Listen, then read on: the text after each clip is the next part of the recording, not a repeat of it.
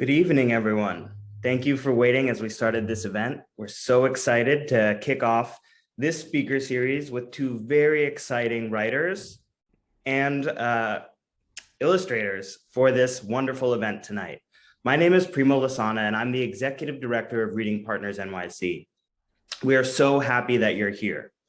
I want to first start out by thanking our generous supporters and the members of the host committee for this event and for this entire series.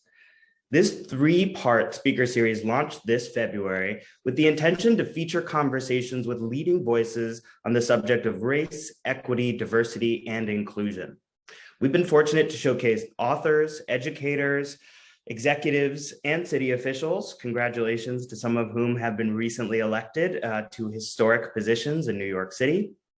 In the first two parts of our series, engaging our audience in a whole new way during the pandemic in this virtual space, and also addressing issues that are so central to what we do here at Reading Partners New York City and to each of our lives, both across the United States and here in New York City. The success of this series would not have been possible without our supporters, so thank you. I also want to thank each of you for taking the time tonight to join us for this conversation, for this live reading of Boundless Brooklyn, a really wonderful book that explores identity and so many other pieces that are important to both our students, our tutors, and every single person. I want to start off by giving an overview of Reading Partners and Reading Partners New York City.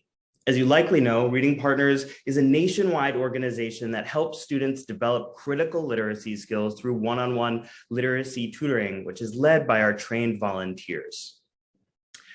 Students reading below grade level in the third grade are 4 times more likely than their peers to drop out of high school. If we flip that the other way and think about it from an asset-based perspective, students who are reading on grade level by the third grade are 4 times more likely to graduate from high school. That's why we do the work that we do to ensure that more students are experiencing success in school and throughout the course of their lifetime. Let's talk a little bit about the numbers. Nationwide, more than 9 million elementary school students experiencing economic disadvantages are behind grade level in reading. If we switch that over to the local perspective, 77% of economically disadvantaged students in New York City aren't reading on grade level. This inequity has only been exacerbated by the COVID pandemic, which has really laid bare the structure of our society and highlighted some of the inequity that exists, particularly in education. Just to run some numbers for you on that as well, McKinsey and Company did a report that showed that the average student in the United States lost about 6 months of learning due to COVID. But for Black and Latinx students, those numbers more than double to more than a year of learning loss experienced during the previous academic school year. That's why we're here to do the work that we do. And so Reading Partners NYC has set some very robust goals for the 2021-2022 school year to accelerate COVID recovery and education equity in New York City. This year, we're thrilled to partner with 18 public schools across New York City, where we will serve 900 students by providing our one-on-one tutoring services. We'll also be using our hybrid model this year, which employs or deploys Reading Partners Connects, a powerful new tool that we developed during the era of the pandemic to make sure that students and our volunteers could connect and continue to work through our best-in-class gold label curriculum in grades kindergarten through 4th grade. After 10 years of operation in New York City, it's clear that our impact is real. In the 2019-20 school year, Reading Partners continued to deliver in the face of unprecedented challenges. Our students showed impressive gains in foundational reading skills. 72% of kindergarten through 2nd grade students developed mastery of key foundational skills. And 67% of all students met or exceeded their primary literacy growth goal. In 2020-21 school year, where we ran our program entirely virtually and really tested the power of Reading Partners Connects, we saw those numbers actually improve in terms of outcomes. And so what that looks like is that 84% of our kindergarten through 2nd grade students and 69% of our students across the board met or exceeded their primary literacy growth goal. Last year, we were disappointed with the amount of students that we were able to enroll in the program. And this year, we're really looking to bounce back with the wonderful support of folks like you. But enough about Reading Partners. Thank you for listening, especially to those of you who are new to Reading Partners. I wanted to make sure that we set some groundwork about the work that we do and what brings us together here. So this evening, we have a special program planned for you. It's been my pleasure to get to know our two event panelists, and I've been so inspired by their thoughtfulness and their intent as they created their children's book, Boundless Brooklyn. I have it right on the shelf behind me here. You can see this beautiful copy of the book. Thank you for sending me that, Cory and Niles. Put it back on the old bookshelf. But first, what we're going to do is we're going to hear a read aloud of their story, and then we're going to be able to hear directly from them in a talk back. So we encourage you to drop any questions that you have into the Q&A function. And, last thing that I want to say here really is that I'm so pleased that we're able to close out our speaker series by focusing on a children's book that explores identity and explores history.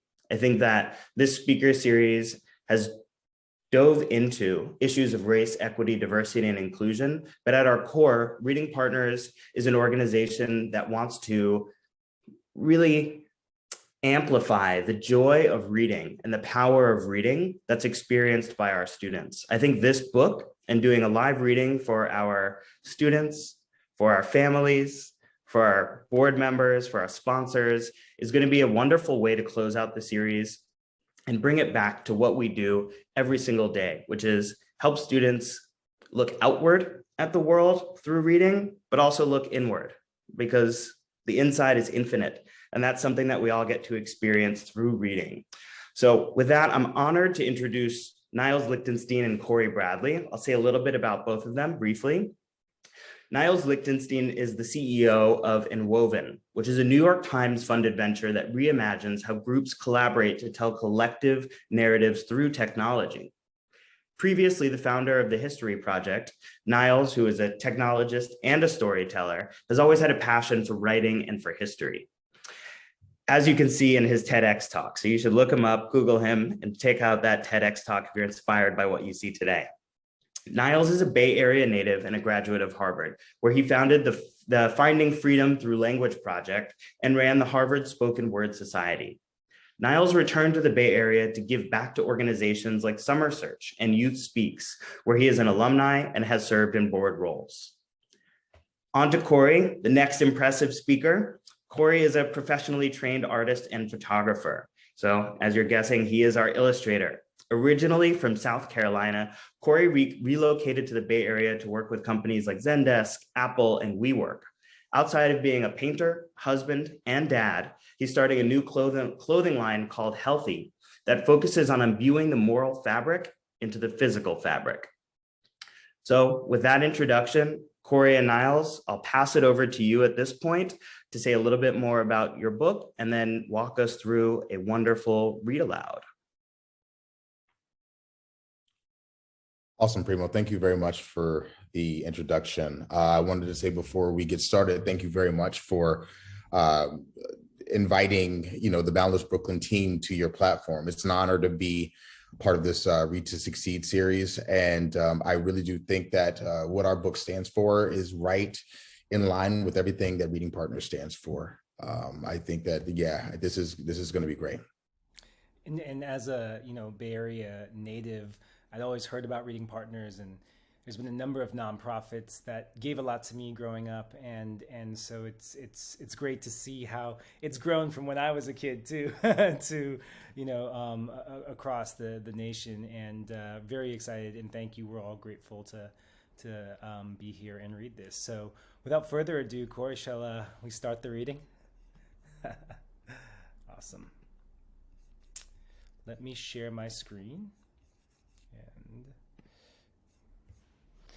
So I'd like to start with a little bit of the premise of Boundless Brooklyn, just so you understand where Boundless Brooklyn is coming from. And we'll talk more about the origination of the story through the questions that Primo asks us after this.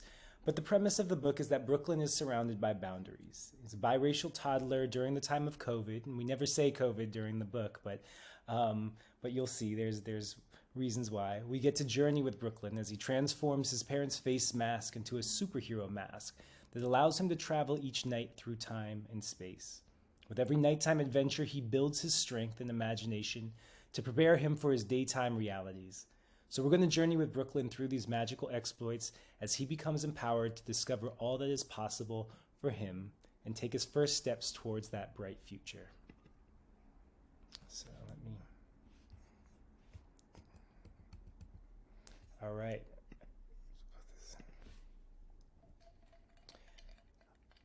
So Boundless Brooklyn by Cory Bradley and Niles Lichtenstein. And we should say it stars Brooklyn Bradley.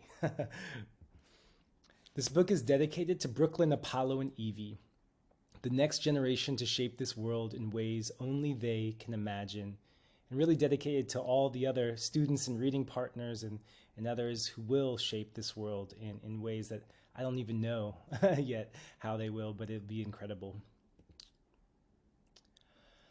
Under a full moon, hanging in the sky, Brooklyn lay in bed. He tossed and turned, like butter he churned, trying to rest his head. Upon the drawer he found a mask, and so he covered his eyes, and in a jiff he started to lift, and then, to his shock and surprise, the bars of his crib, that hanging moon, the room, it all disappeared, and soon he found he could leap tall bounds and escape all the things he feared. Rising into the night, away he went above the earth and sky. He reached the moon not a moment too soon, watching the stars go by. He jumped over craters, skipped over rocks, and soon what did he find?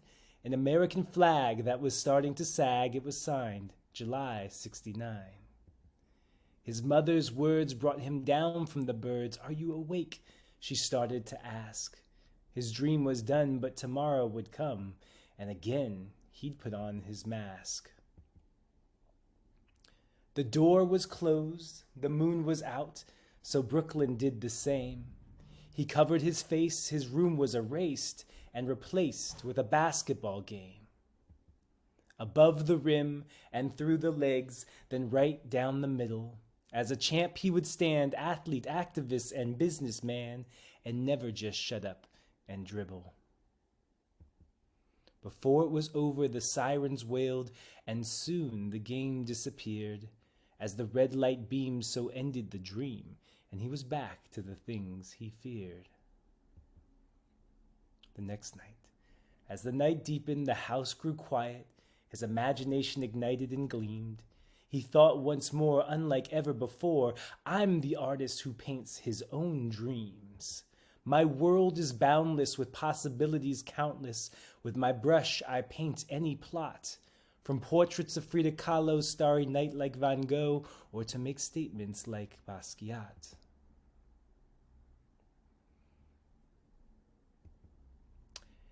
His dream interrupted, Brooklyn jumped up to see what disturbed his rest.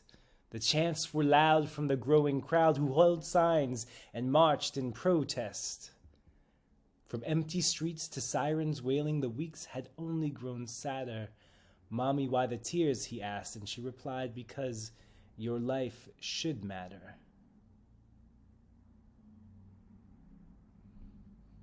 Those words rang out as he slipped on his mask. At night without bounds I feel free. But am I black or white? Is there one that is right? I just want people to see the true me. With my imagination, hard work, and education, I'll build solutions that can unite. Break free from this bubble, not fear good trouble, and continue to do what's right. As the sun shone through, Brooklyn rose up, and he felt like never before.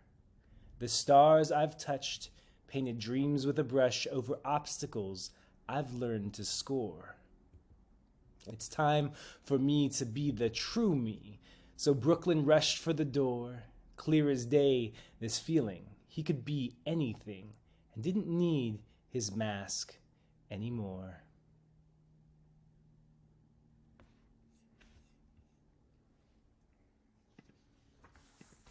And that is the end of Boundless Brooklyn, but maybe just the beginning. Well done. Thank you so much for sharing that with us. I always enjoy your reading.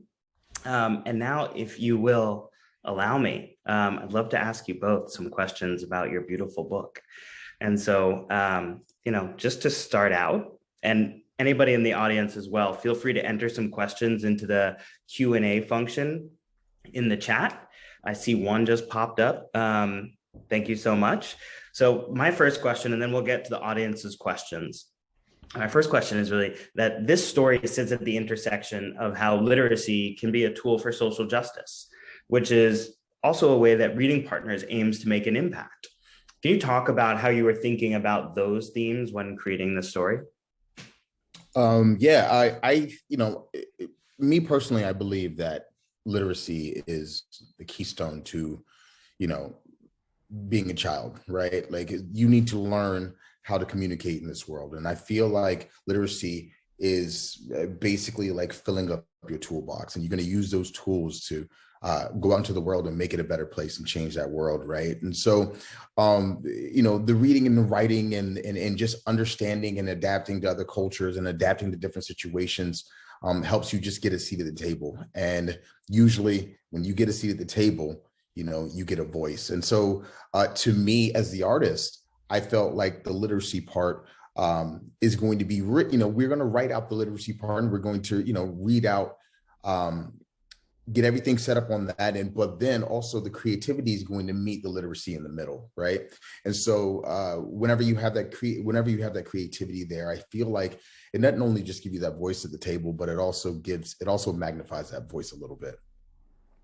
Yeah, and I would just add, throughout that, I mean, language is so important, right? And we've learned that recently, just in so many ways, right? And one thing that you'll see when we went through the book and we read it, but if you flip through the book, just whether it's the names we throw in there, or whether it's the artists, the Basquiat's, the Van Goghs, the Frida Kahlos, whether it's on the in the passage about making good trouble, you do see that quote from John Lewis. You also see, the quotes from, as Brooklyn has the ruler, you see those quotes of from the four women who launched the first rocket from NASA.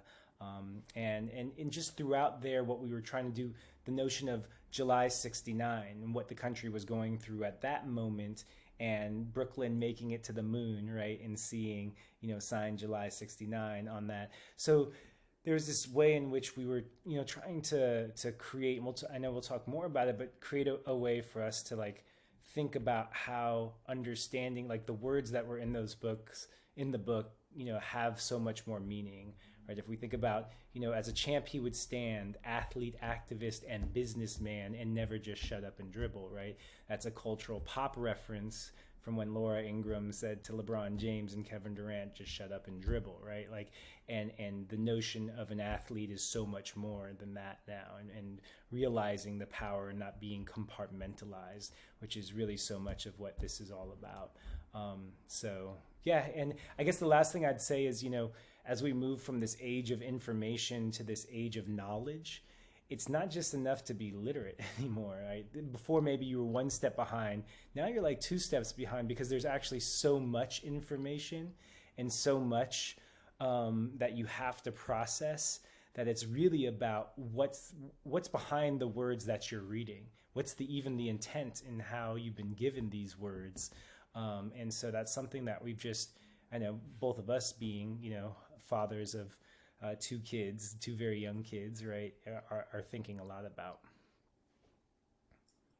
Yeah, that's such a great answer, and I think is from both of you, and is so connected to what's in the fabric of the book, and the language itself that's used. And I think even if we look back at the history of the United States and some of our civil rights movements in this country, a lot of them are really closely tied to literacy, right? Like straight up voting rights across time, right? If we look at education as a whole, we understand how important literacy is as a kind of a function of social justice and civil rights in this country.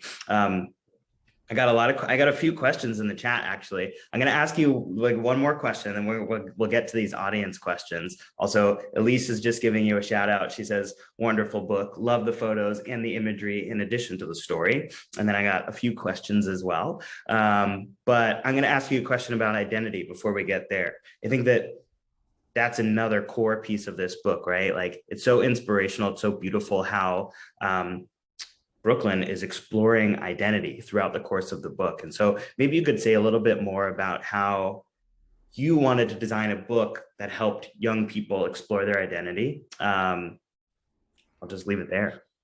Sure. Cory, feel free to jump in. I'll just say, like, one of the things that hit me was just, being biracial myself and always feeling, you know, when I was a kid growing up, seeing less of that than there maybe even is now, right? Just feeling uncomfortable in multiple situations and having to find my own kind of power through imagination and thinking and literacy, right? And communicating, right? Oftentimes across multiple languages, or feeling like that was the barrier as well, and so this exploration of identity, one of the ones that I think is pretty, like, we had different feedback on it, but it's the one where Brooklyn is in that panda bear outfit, right? That notion, am I black, am I white, is there one that is right? I just want people to see the true me. And that usually hits people kind of hard, right? Because here he is in this panda bear outfit where it feels like, okay, I'm wearing a panda bear outfit. There's this mix of black and white. I'm a biracial child. And so setting up this thing that's seemingly cute but could have all these other tones that, come up in life. But Cory, you want to talk a little bit about it as well? Yeah, I mean, like, I think that it's funny because whenever I wrote this book, I was learning to identify as a father. I'd never played that role before, right? And my wife is from Switzerland, and she looks different than I do, and she's from a different culture, right? And I don't know how to identify with that. And so whenever we have this, Brooklyn, he's our first child. He's the mix of both of us. And do we treat it as he's the mix of both of us, or that he is himself and that is his identity? How do we address that? How do we talk about that? And how do we make it easy for other people and other parents to talk about this whenever they read this, read the book to their children? So, to me, it was an exploration of a whole bunch of different, identity searches within, from me doing it art, because I don't even do digital art normally, but that was a new exploration in that regard too. So it was just a big identity exploration through and through, from the root to the fruit. So hope that answers the question. Yeah, it does. It's amazing. I think back to my own experience reading as a young person, and it seems like you've given this tool to both children and parents, right? This really valuable tool to families, frankly, right? Or guardians or whatever it is. But when I was young and growing up and reading, it was really rare that I saw myself reflect. And I'm biracial as well. And so, when I was growing up, I was reading Roald Dahl and Jack London and all these books that were, written by white male authors and had white male protagonists. And it was hard for me to really see myself in books or really be allowed to explore my own identity. So I think it's so powerful that you've provided this tool and made it so clear, right? That the protagonist is wondering about their identity, which we all do at some phase, right? We all are intersectional and make up lots of different identities. And so I just, again, appreciate how much thoughtfulness you put into creating a tool of imagination like this. And so, Cory, you started talking. Can I add one thing to that? Please, go ahead. Yeah, and so one of the things that you guys don't see, but with the book, we actually had a West Oakland manufactured masks too for young people, as well as a set of stickers. And the stickers, if you go through the book, there's the ruler, the basketball, the flag, the stars, but also in each, or the art, the paintbrush. And so each of these were, to your point about identity, not just racial identity, but how we identify ourselves in terms of the passions and careers we take on, in terms of the roles we play, and just knowing that all of these things are possible for Brooklyn, right? And it was a big part of this to like make it feel interactive. So when kids could put on that mask and kind of channel that inner Boundless Brooklyn, or use those stickers in different places and connect with it in an interesting way. So I just wanted to add that we really want it to be that interactive kind of feeling. Yeah, that's so important. I mean, exploration, even exploration of identity is active, right? It can be tactile, it can be experiential, right? Like if I think back, and I don't know about y'all, but when I think about my exploration of identity, I associate it with sounds, right? With like music, and the first time that I listened to hip hop, right? Or the first time I was in a drum circle, or the first time I saw a certain piece of art, or the first time I saw a character represented in a movie screen, or the first time I created something that felt personal. So I think that that's a really important point to add on. And, speaking on the subject of art, I want to ask Cory about both the art and the personal nature of this work for you. And so Brooklyn is your son, and this is an incredibly personal work for you. So maybe you can say a little bit about that and a little bit about the illustration as well. I think Cory may have frozen, unfortunately. For a second. Not there yet. Am I here yet? Am I here yet? Okay. Yeah. My internet is now starting to act up. Perfect timing, right? But I'll try to make my answer quick. Originally, what happened was whenever we first had Brooklyn, we ended up having, people were giving us clothing for him to wear. And so I was just taking the clothing and taking photos of the clothing that he was in. And then I would use an iPad to draw around the clothing as a thank you to the people who would send me the gifts. So I'd put them on a white sheet, put them in there, put them on the white sheet, get up, take a photo of them, put that in an iPad, then draw all around it. And so I started to do this over and over and over again, but I realized they were just spot illustrations, and I was doing enough of them to actually make a book of some sort, but I just could not string them all together. So then I'm laid off at the time. This is COVID's happening. The George Floyd situation is going, is ringing bells in the news. And so I'm talking to Niles about this, and we were like, what can we do? How can we take these illustrations and kind of string them together? What can we talk about? What can we discuss in this book? And then from there, it kind of came natural that we should talk about what's outside, because our children are asking us what's going on outside. I'm sure that you might have frozen. Again, but I think one of the interesting things that Cory, had when I saw all of these, we were in the same pod together because our wives work together, and one of the illustrations was called "The Boyhood Beginnings of Boundless Brooklyn," and that word "boundless" was really, really interesting because the notion of boundaries during COVID and the pandemic was like trying to tell my daughter Evie, like, hey, 6 feet, what does that mean? She just wants to give somebody a hug. And then that notion of boundaries got even deeper when things like George Floyd happened, or the API hate happened, or things like that. Like, what are the boundaries that we have to kind of create around ourselves? So the notion of boundlessness was something that was really interesting for us to explore. And so all of these topics, I think the other part was, I think we all felt this feeling of, okay, we can maybe march in the streets, we can give to different organizations, but can we also find these creative outlets to share our story and to hopefully make an impact to some of the young people and the families out there for us. And we loved the books that were out there. There was the A's for Activists and the Anti-Racist Baby and a number of those books, but we also kind of wanted to have something that felt like a little less hard-hitting, to be completely honest, right? Like that you could read over and over again and kind of get more from over that period of time. So yeah, that's how it was born. It's very whimsical. I agree. And Cory, you have changed locations. You got interrupted by your internet, if you would like to continue, please do. You were in the middle of a great answer. I don't even know where I got cut off at.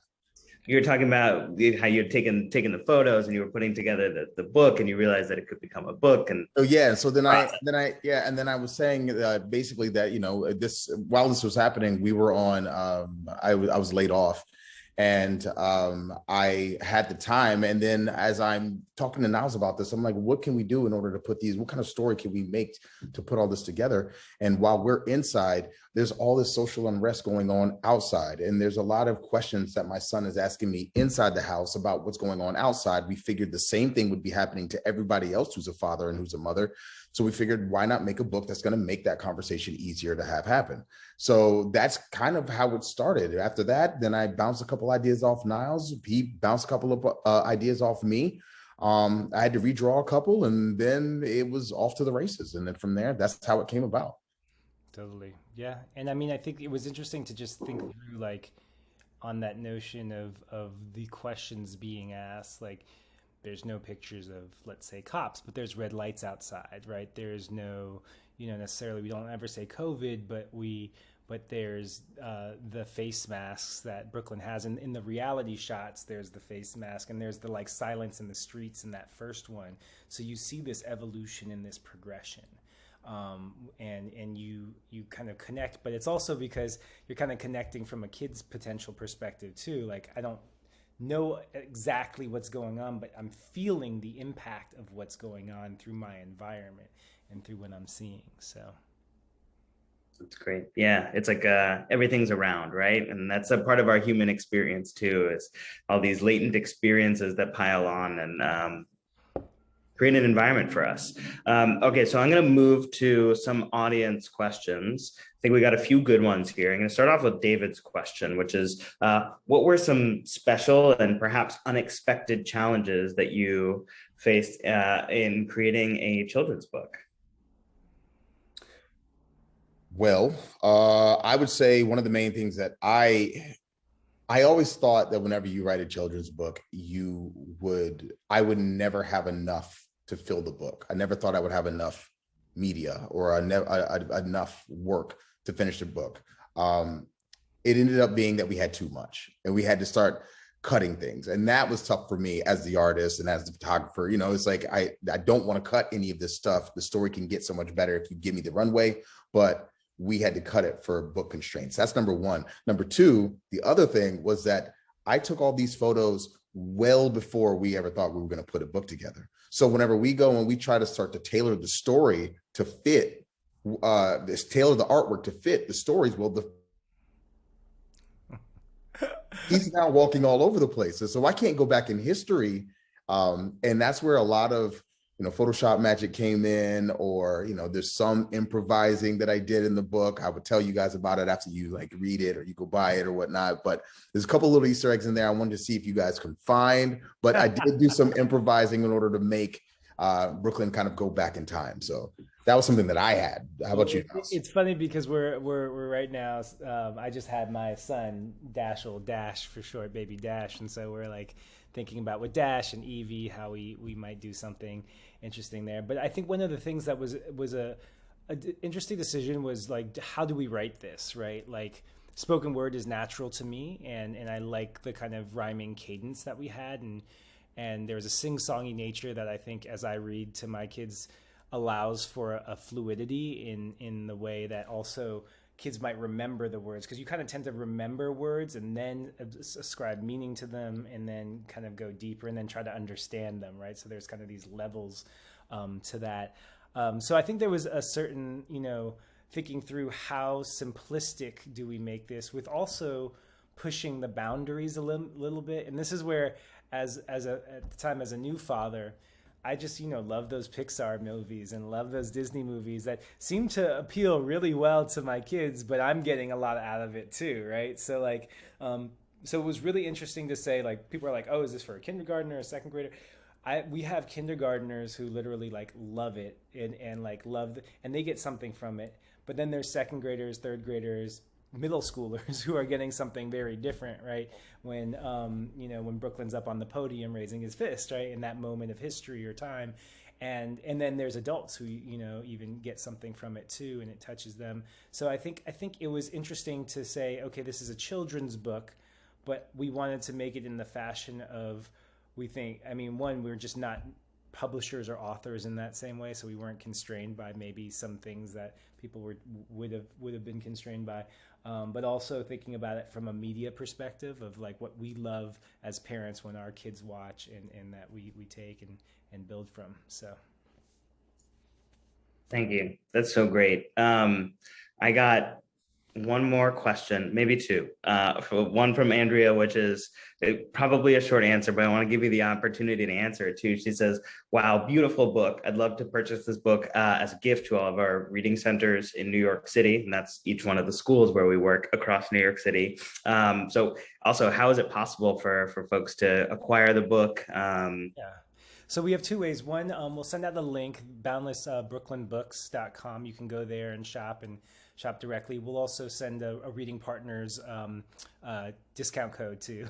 So I'll get that to you guys because we just want it in as many hands as possible for us. In fact, our first run, we donated a large portion of the profits to Reading Partners in Oakland. So that was where the relationships kind of started. And then Amazon is also another place that you can pick it up as well. So you can go to Amazon and you can also go to Boundless Brooklyn Books as well. And we'll send out those links to folks and send out the code for anybody who's here at Reading Partners. And then if any teachers or anybody wants it, or there's folks who just want the book and maybe there's constraints economically, just let us know. You know, we really want to get this into as many people's hands as possible. Awesome. And the link just went in the chat for those of you who are with us, so you can snag it. Elise also asked a question about reading guides to kind of address the references in the book. It sounds like you've put in some kind of paintbrushes and stuff, but like you alluded to, there are some references. Is there anything that you would recommend for young readers or families who may not have all the reference points? Yeah, I'll take that one unless Cory, you want to add? Oh, go for it. Go for it. Okay, so one of the things we're actually doing is we're adding to the site that you see. We're going to have like a reading guide just for people to reference. The other thing that we've made available are actually sketches that Cory's done that are actually blank, and kids can sketch in what Brooklyn does next and help us kind of think about the next story as well. So we have a few things. I love the push for reading guides because, again, it's not just about reading a book, but interacting and engaging and helping other folks make their next Boundless Brooklyn book. So those will be up there pretty soon as well. So cool. The drive to create for our young people. And so, okay, last question here, official last question is a personal one perhaps, but what has this process taught you about fatherhood? We have lots of, families here and parents. And so I'm sure they'd like to hear from both of you about how this process has been resonant for you. Oh, it's a heavy one. I would say, the one thing about fatherhood that I find interesting is that there's never a dull day. There's always something that's new on the horizon. There's always something that, you always say, oh, my kids would never do that. And then they.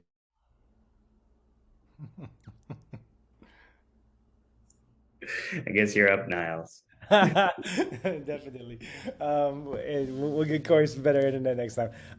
So yeah, I mean, I think one of the things Cory and I talk a lot about with kind of fatherhood, the first one is just acknowledging what our kids are going through and, treating them on one hand like kids too and protecting them, but also treating them and understanding that they're going through things too, or they're hearing things or experiencing things, and giving them the right filters to translate that world. And Cory and I talked a lot about like, okay, how do we find different ways to do that? And I think there's also, for me, there was a lot around reminding myself of the power of imagination and creativity. Here we're telling our kids and we're showing Brooklyn and just all the possibilities that they are in life. And so one part of me is like, how do we ensure we create those possibilities, which is why we love Reading Partners, right? Like, how do we ensure, if I'm saying to young people like, hey, you can do these things, you can really be these things, that I'm actually about it, right? That I'm actually helping them create that path. And then how am I also making that an example in my own life, right? Like, what, for us creating this book. It was us also reaching into our creativity and imagination as if we were kids again, and doing that. So just being an example to the young ones of the things that we espouse is really, I think, something I learned pretty deeply. So, but we're excited to see what other people learn too. So we really want people to share how maybe the book impacts them. And we have offers to do another one, so we're thinking through that process of what to do. This was more of a kind of a random project that, frankly, please tell other people about it. We didn't go a publisher route or anything like that. We built something that creatively we wanted to do, that we just had fun as two fathers sitting around doing. We shared it with some family and friends. They loved it. Next thing we know, it was on, friend put it on Kickstarter, then it got funded, and then we connected with Reading Partners. And we've just gotten so much amazing feedback. We've gotten tears, we've gotten smiles, we've gotten pictures of people in their masks. And so, we're trying to think about what to do next with it. Like, where does it go? We've talked about animating it. But we do have some opportunities for a second book too. So if people have ideas, we would love them. So watch out, Netflix. We got an animated series on the way. But I love that it's become the beginning of a creative journey. And Cory, you got interrupted one more time, so you were in the middle of something deep. But it looks like you froze again. So you're back, Cory. Give it a shot. Yeah, you know what? I fatherhood. I said something along the lines of fatherhood is always changing. I think that now it's kind of tiptoed on it too. That our children can do anything. We need to be examples of that. I think that neither Niles or I had ever written a book, and this is us teaming together to actually put together something that shows that we can do it. We can, in fact, do anything. And it was something that was on my bucket list, but I never thought I would achieve. And so now I have that to show my son as a guiding light for him to do whatever he can imagine that he wants to do in life. So, but yeah, that's that. I mean, there's a lot of other things about fatherhood, but I'm scared that my internet won't hold up. And let me tell you about it. I get that. Well, thank you. That's a beautiful way to close us out tonight. I think I'll just say a few words, and then mostly it's just thank you. Thank you both for creating this. Thank you both for having the courage to take these creative bounds, right? And really think boundlessly. We're honored to have you with us for this third speaker series and to wrap up our Read to Succeed series. You've been so generous to Reading Partners in the past. You've been so generous with your time tonight. We're just lucky, I think, to be able to showcase an amazing story that is going to be so important for so many of our students and families. So to all of our friends and supporters who joined us this evening and throughout the entire series, our work simply would not be possible without you. At Reading Partners, we seek to inspire a committed network that is filled with diverse voices, strengths, and perspectives to partner meaningfully with communities to enact measurable and lasting change. Reading Partners is actually made for this moment and intends to achieve accelerated growth with the support of a community of dedicated stakeholders equally committed to our bold and purposeful mission. You're going to see on our screen, you can see it now, various ways to support the organization in achieving that mission. So whether it's by making a donation or whether it's through building a corporate partnership with one of your companies or through volunteering to be a tutor with our program, we invite you to join us, to join this movement, to help our students recover from the COVID learning loss that was experienced, but most importantly, to engage them in the joy that is reading, to support them because they are brilliant, because they are creative, and because they are boundless. And that's the most important message that we can send to students here in New York City this year. They are simply boundless. So to Cory and to Niles, I want to say thank you one more time. To everybody who joined our webinar tonight, who asked thoughtful questions, who gave their opinions about this excellent book. Thank you for being here. Thank you for having been with us in the past. And we hope you all have a lovely evening. Take care. Good night.